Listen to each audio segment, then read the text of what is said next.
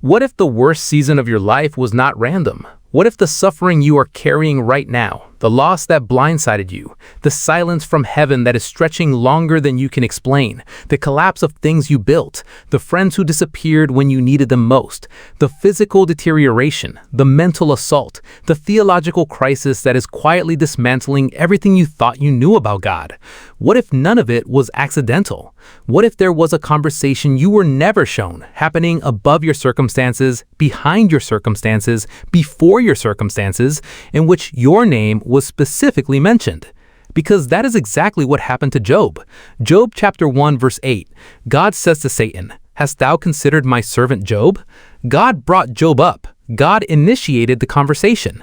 God pointed at the one man on earth described in verse 1 as perfect and upright and one that feared God and eschewed evil, and essentially said, "Have you looked at him?" And what followed was not a random series of misfortunes, not bad luck, not the impersonal grinding of a fallen world producing collateral damage in one man's life. It was a structured, escalating, strategically designed assault with specific levels, specific targets, specific purposes at each stage. And here is what nobody tells you about the book of Job. Satan did not attack Job randomly. He attacked him systematically, in a sequence, following a specific logic, each level designed to accomplish what the previous level failed to accomplish. Today we are going through every level of Job's suffering, and at each level we are going to stop and ask the question that makes this the most personally relevant teaching in all of Scripture. Does this look like your life right now? Because if you can identify which level you are in, you will understand something about what is being targeted, why it is being targeted, and what God is doing that you cannot see from inside the suffering.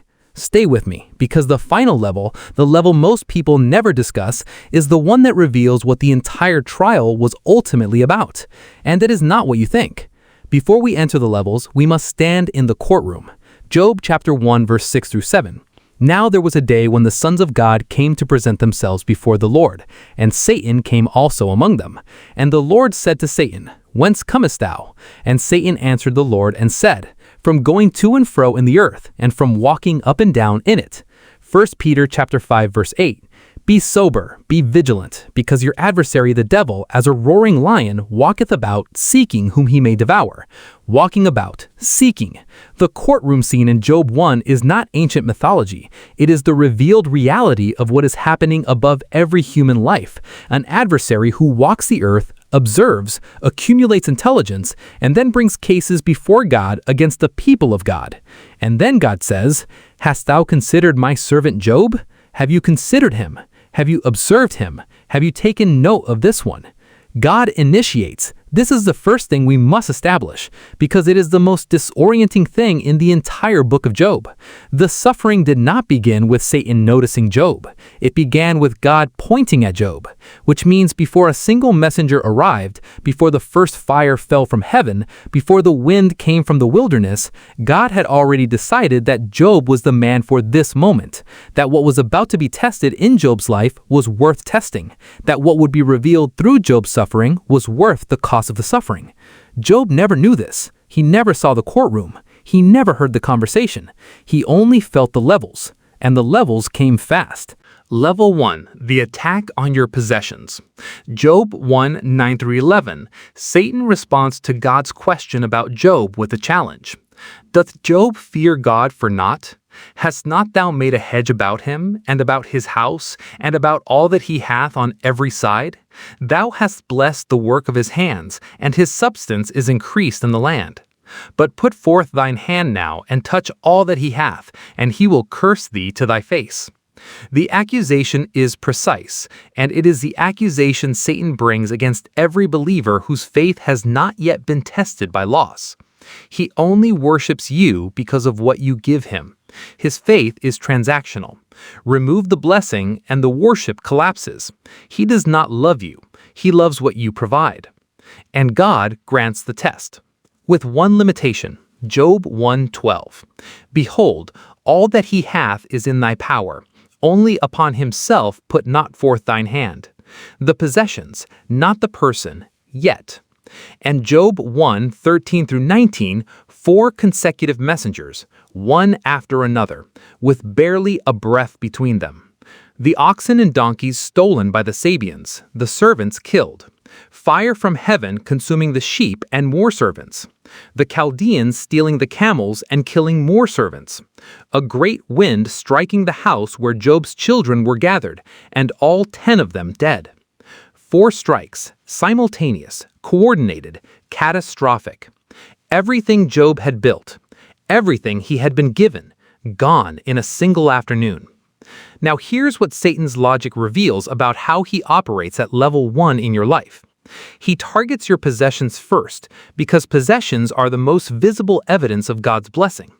And the prosperity gospel, the transactional understanding of faith that says God blesses the faithful and punishes the sinful, is not only a modern heresy, it is the oldest theological trap in the enemy's arsenal. Because if your faith is connected to your material condition, if the evidence of God's favor is your bank account, your business, your property, your success, then stripping those things does not just create financial hardship, it creates a theological crisis. God took my business. God let my investment fail. God did not protect what I built. Does that mean He's not with me? Does that mean I did something wrong? Does that mean the covenant is broken? Satan attacks possessions at level 1 because he's not trying to make you poor. He's trying to make you question the goodness of God. The poverty is the method. The theological doubt is the target. And Job 1:20-22, Job's response. Naked came I out of my mother's womb, and naked shall I return thither. The Lord gave, and the Lord hath taken away. Blessed be the name of the Lord. In all this, Job sinned not, nor charged God foolishly. He passed level 1. But Satan was already preparing level 2. Level 2, the attack on your health. Job 2:1-5. The courtroom reconvenes. God points at Job again. He still holdeth hast his integrity, although thou movest me against him, to destroy him without cause. Without cause. God's own words. Job's suffering at level 1 was not caused by sin, not caused by failure, not caused by anything wrong in Job. And Satan's response reveals the second level of his strategy. Skin for skin, yea, all that a man hath will he give for his life. But put forth thine hand now and touch his bone and his flesh, and he will curse thee to thy face. The possessions did not break him, because a man can lose everything external and still have himself, still have his body, still have his health, still have the capacity to rebuild.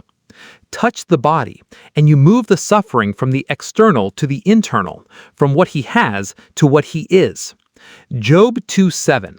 So went Satan forth from the presence of the Lord, and smote Job with sore boils from the sole of his foot unto his crown. From the sole of his foot to the crown of his head, total, complete, nothing untouched. Job 2:8. And he took him a potsherd to scrape himself with, and he sat down among the ashes. He moved to the ash heap, the place where the broken things were burned. He scraped his wounds with broken pottery, because the pain was beyond ordinary management. The man who had been the greatest of all the men of the East, Job 1:3, was now sitting in the ashes, scraping his own wounds, covered from head to foot in boils that would not heal. And here's what level 2 attacks that level 1 could not reach. Your sense of dignity, your sense of self, your ability to engage life with any semblance of normalcy. Level 1 strips what you have. Level 2 strips who you feel you are. Physical suffering has a specific spiritual dimension that prosperity and loss do not produce.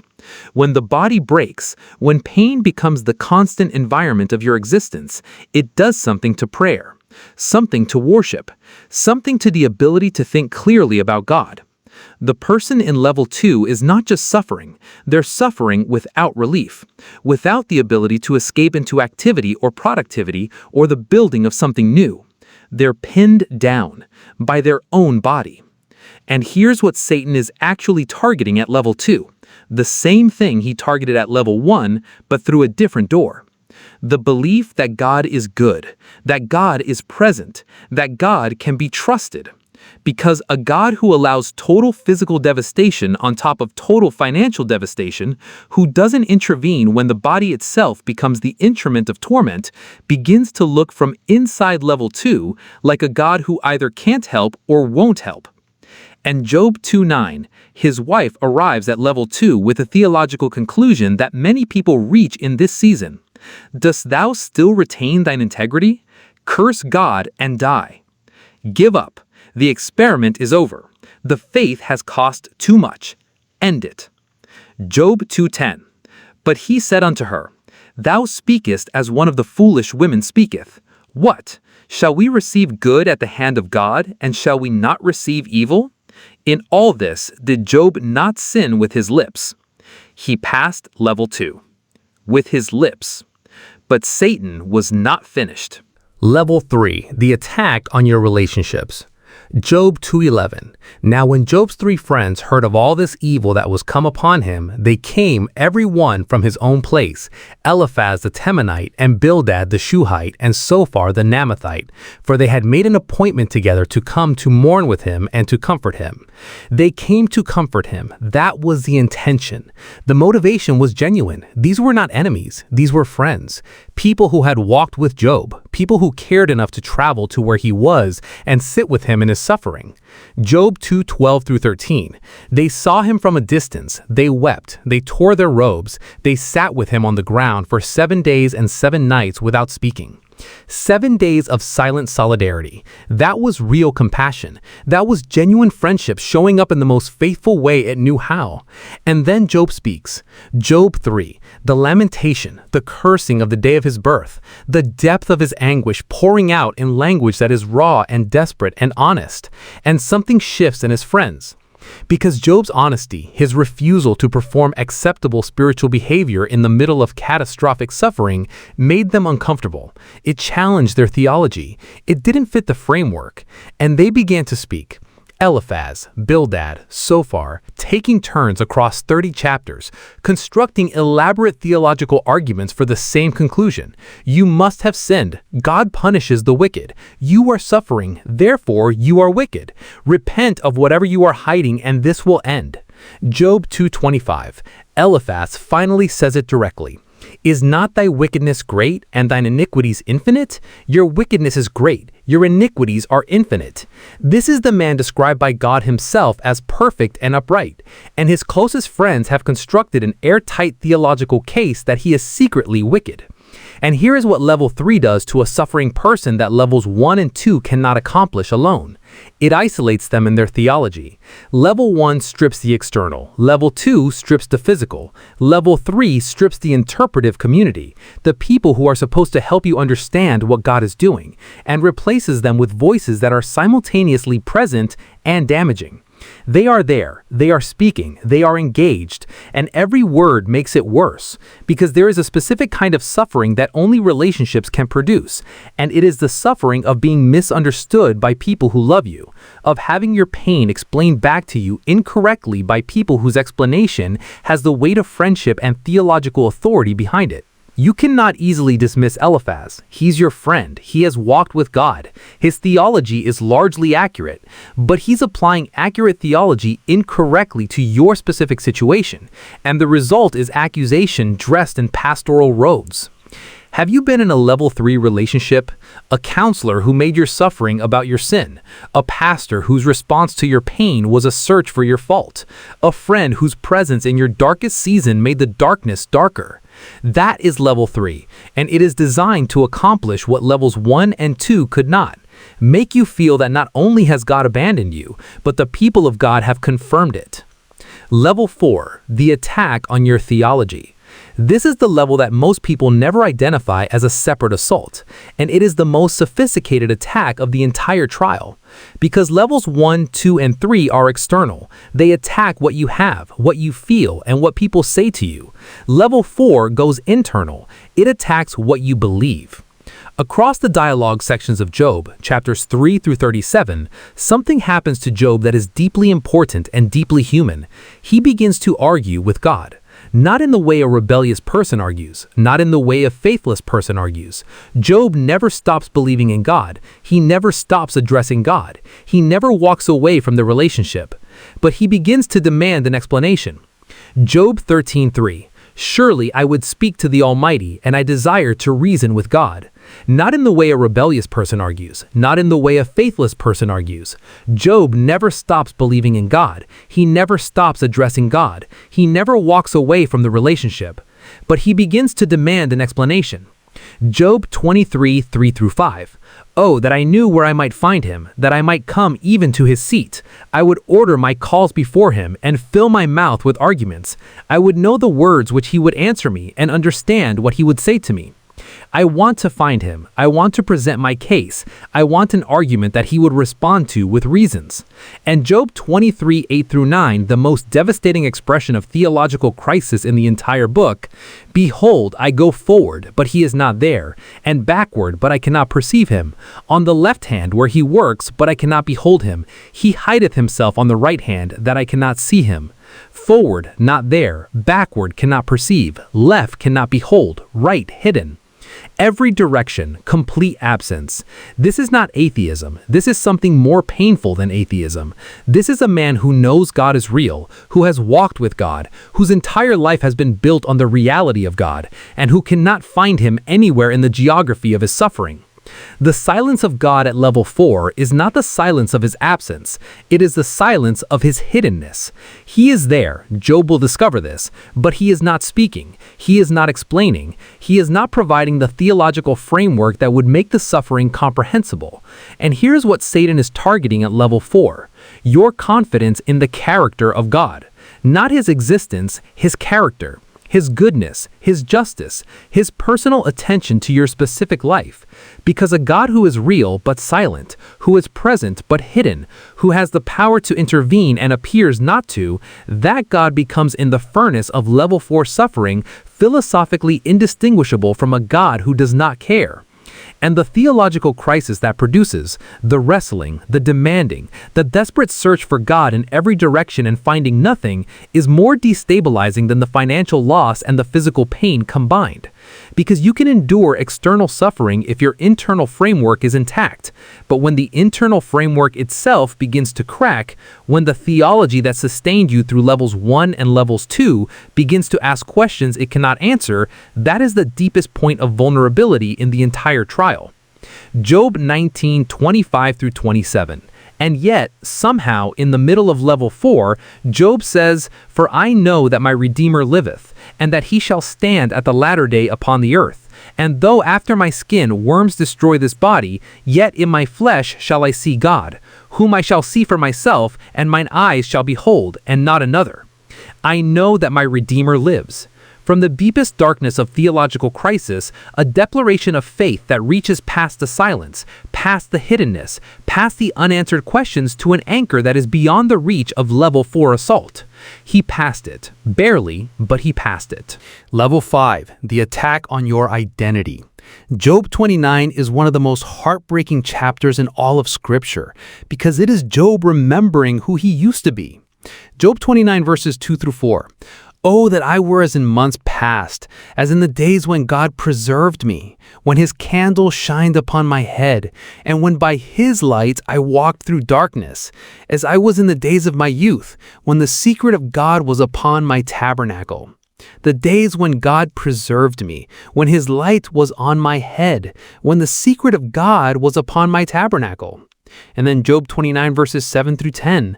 When I went out to the gate through the city, when I prepared my seat in the street, the young men saw me and hid themselves, and the aged arose and stood up.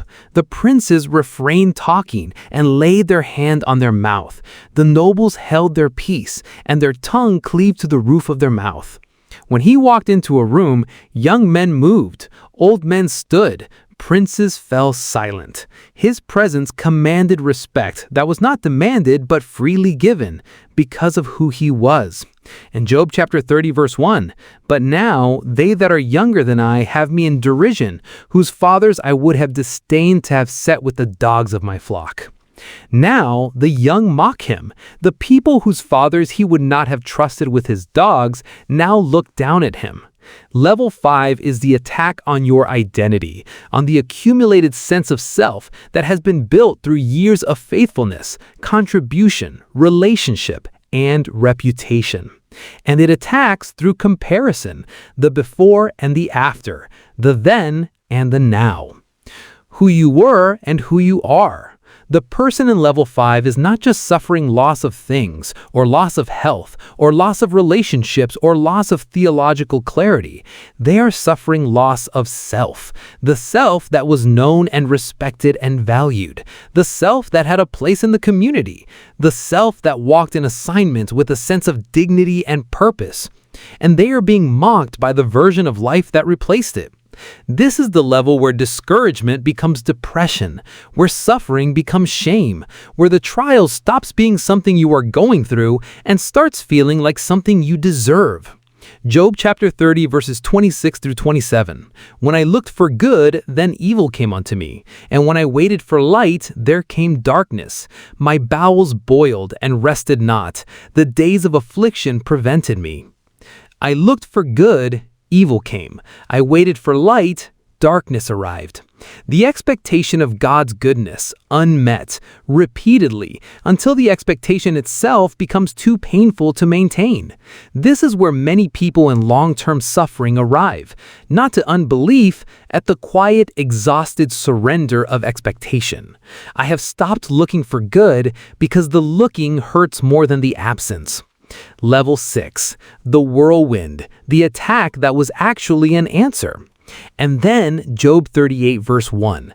Then the Lord answered Job out of the whirlwind. After 37 chapters of silence, God speaks.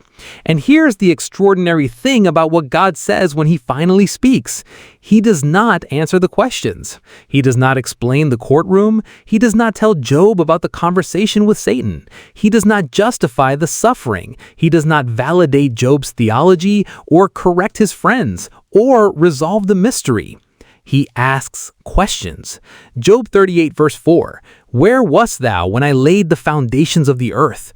Job 38 verse 31. Can thou bind the sweet influences of Pleiades, or loose the bands of Orion?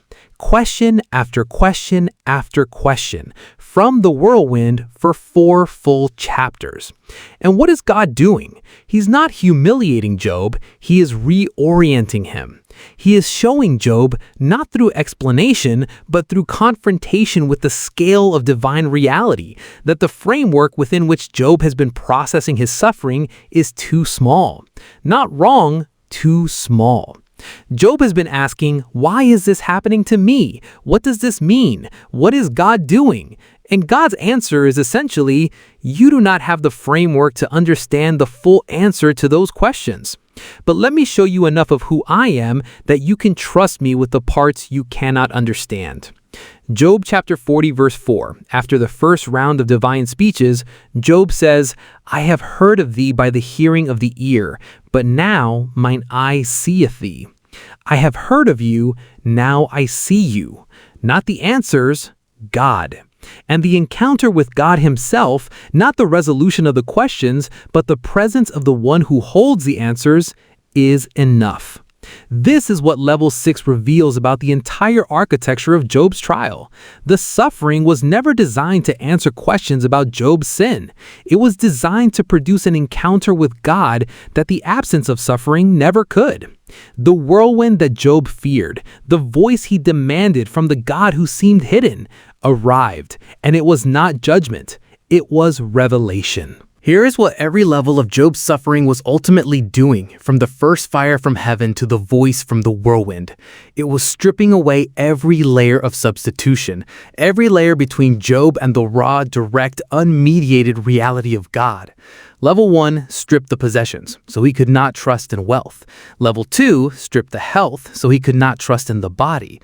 Level 3 stripped the relationships, so he could not trust in human understanding. Level 4 stripped the theological certainty, so he could not trust in a framework. Level 5 stripped the identity, so he could not trust in and reputation. Until what was left was a man on an ash heap with nothing, not one layer of substitution remaining. And at that exact point, with nothing else to reach for, nowhere else to look, no other source of comfort or explanation or validation, God spoke from the whirlwind, because he had been waiting for the moment when Job would have nothing left but God. And the man who arrived at that moment was not the man who entered level 1. The man who entered level 1 had extraordinary faith. The man who arrived at the whirlwind had something more than faith. He had God himself, directly, face to face, with no intermediary, no theology mediating the encounter, no prosperity buffering the relationship, no reputation defining the identity. Just Job and God in the whirlwind. Job 42:10. And the Lord turned the captivity of Job when he prayed for his friends. Also the Lord gave Job twice as much as he had before. The restoration came, double, after the encounter, after the prayer for the friends who had accused him. But here is the thing that the restoration reveals that most people miss entirely. Job did not value the restoration the way he valued it before the trial, because the trial had permanently reordered what he valued. He had seen God in the whirlwind after losing everything. And after you have seen God like that, the possessions are good, the health is good, the relationships are good, the restoration is genuinely good, but they are not the point anymore. They were never the point. God was always the point. The trial was the stripping away of everything that was obscuring that reality. So here's my closing question, the most personal question of this entire video. Which level are you in right now? And looking at the level you are in, can you begin to see what layer is being stripped and what might be waiting for you on the other side of the stripping? Drop it in the comments. Be honest, not the polished version, the real version. Because someone watching this right now is in level 3, being accused by people who love them, and they need to know they are not alone. And someone is in level 4, theologically adrift in silence, and they need to know that the silence is not the end of the story. Share this with the person in your life who is in the ash heap right now, who has lost too much, who has been there too long, who cannot see the whirlwind from where they are sitting. Tell them, the whirlwind is coming. Until next time, stay on the ash heap if you must, but keep your face toward the whirlwind.